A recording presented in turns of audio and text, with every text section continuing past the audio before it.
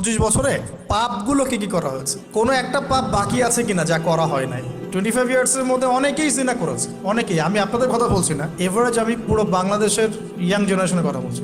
25 বছরের ইয়াং এই প্রজন্মটা, এই লেটেস্ট যে প্রজন্মটা, এদের অনেকেই জেনা করেছে, বিবাহ বহির্ভূত সম্পর্ক। এবং আমরা এখন জেনাকে অনেক সময় উস্কেও দেই, আমরা অনেক সময় এটাকে প্রমোটও করি, আমরা এটাকে ফ্যাশনও মনে করি। কারণ আমাদের ঢাকায় মানুষ বলে তোর গার্লফ্রেন্ড নাই, এটাই এটাই এটাই হচ্ছে ওদের কাছে অবাক করা বিষয়। সবাই ঘুরে, ঈদের দিন তুই ঘুরতে পারিস না? আমাদের ফ্যামিলির মধ্যে একজন বলেছে তার মেয়েকে, সবাই ঈদের দিনে বাইরে যায়, তুই যেতে পারস না ঢাকায়, এভাবে কথা। আমরা এটাই ফ্যাশন, মানে আমরা জেনাকে উস্কেও দিচ্ছি।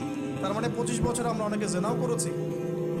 মাদকের সাথে সম্পৃক্ত কত কত পার্সেন্ট ইয়াং জেনারেশন আমাদের দেশে, ক্যালকুলেট করেন, আপনি গুগল করেন, দেখেন কত পার্সেন্ট আমাদের দেশে মাদক সেবন করে। ইভেন এখন কিশোর গ্যাং বের হচ্ছে, কিশোর গ্যাংয়ে অনেক যুবকরা যায়, অনেকে রাস্তাঘাটে মারামারি করে, অনেকে পলিটিক্যাল দলাদলির মধ্যেও আছে অনেকে, এখানে ভাই ভাই রক্ত চলে। উভয় মুসলিম, কিন্তু উভয় মুসলিম, জুমার দিন একসাথে নামাজ পড়ে। তাহলে এটা কোন দর্শক যেটা আমার ভাইকে শত্রু বানিয়ে দিল আর পশ্চিমবঙ্গের গাছের আড়ালে বসে বসে আসছে? মানে এই দর্শকগুলো তো ওরাই দিয়েছে। তো 25 বছরের পাপগুলো একটু ক্যালকুলেট করি। কেউ দিনই মনে হিসাব করবেন যে 25 বছর আপনি কতদিন পর্দা করেছেন, কত 25,000 মানুষ আপনার চেহারা দেখেছে কিনা, এই 25 বছরে কত হাজার মানুষ আপনার চেহারা দেখেছে। আর ছেলেরা আপনাকে দেখলে কখনো চেহারা সুন্দর দেখে? বেগানা নারীর দিকে একটা ছেলে যখন তাকায় এবং সেক্সুয়াল ডিজায়ার নিয়ে তাকায়, তখন সে চোখ দিয়ে তাকে রেপ করে। ভেরি সরি টু সে যে আপনি প্রচুর চোখ দিয়ে রেপ হয়েছেন প্রিয় দিনী বোন। অনেকেই আপনাকে চোখ দিয়ে রেপ করেছেন, আপনি বুঝতেই পারেন নাই। এই 25 ইয়ার্স আমরা অনেক কিছুই করেছি, অনেক কিছু করি নাই। এখন একটু আজকে সাদা একটা কাগজ নিয়ে আমরা একটা হিসাব করবো যে আমরা 25 বছরে কি কি করেছি, কি কি করি নাই, কি কি পাপ করেছি, কি কি করি নাই, কি কি পুণ্য করেছি, কি কি করি নাই। আমি আগে মনে করতাম যে একটা খালেস তওবা ইনশাআল্লাহ আল্লাহ পাক সব মাফ করে দিবেন। আসলে আল্লাহ পাক মাফ করেই দিবেন, কিন্তু ভিতর থেকে স্যাটিসফাই হতে পারবেন না আপনি। এখন যদি আপনি এখান থেকে আমার এই লেকচারটা শুনে আল্লাহর ওলি হয়ে যান এবং আপনি বড় মুহাদ্দিস, মুফতি, দিনের বড় দায়ী ইলাল্লাহ, বড় পলিটিশিয়ান, বড় ইঞ্জিনিয়ার, মানে যারা ওয়ার্ল্ডকে ইসলাম স্ট্যাবলিশমেন্টের দিকে নেতৃত্ব দিচ্ছেন, এমনও মানুষ যদি আপনি হয়ে যান, আপনি এই 25 বছরের ঋণটা শোধ করতে পারবেন।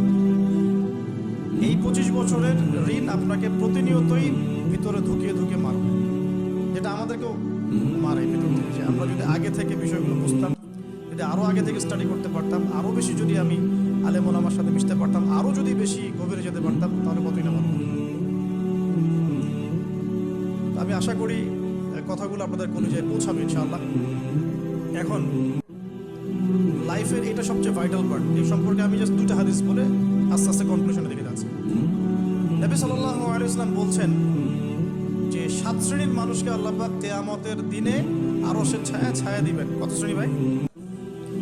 তার মধ্যে সেকেন্ড শ্রেণীটা হচ্ছে সেই যুবক নাশা ফি ইবাদাতিল্লাহি তাআলা, যে আল্লাহ পাকের ইবাদতে তার যৌবনকালটা কাটিয়ে দিয়েছে।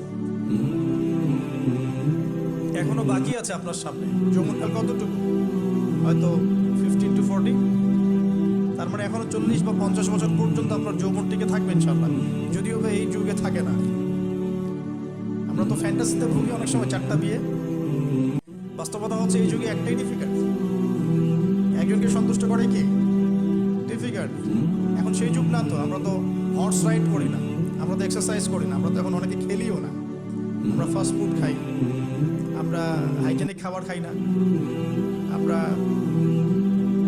আগেকার মানুষদের মতো অনেক কিছু করি না। এনভায়রনমেন্ট নষ্ট হয়ে গেছে, পলিউশন আছে, সব মিলে এখন আমাদের যৌবন যে 50 বছর পর্যন্ত থাকবে, এটা নিশ্চয়তা দেওয়া যাচ্ছে না যদি আমরা বেঁচেও থাকি।